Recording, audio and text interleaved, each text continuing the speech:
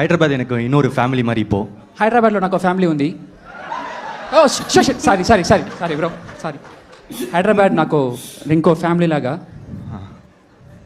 Love today dragon உங்களுக்கு பிடிச்சிருந்துச்சுன்னா உங்களுக்கு டூடும் பிடிக்கும். లవ్ టుడే డ్రాగన్ మీకు నచ్చిందంటే ఖచ్చితంగా డూడ్ కూడా నచ్చుతుంది. ఏనా డూడ్ నల్ల పడం.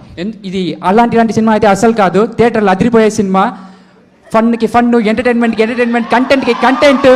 ఈ పండుగకి మనమందరం థియేటర్లో పండగలా చూసుకునే సినిమా. చిన్న పెద్ద తేడా లేకుండా బ్లాక్ బస్టర్ సినిమా డూడ్.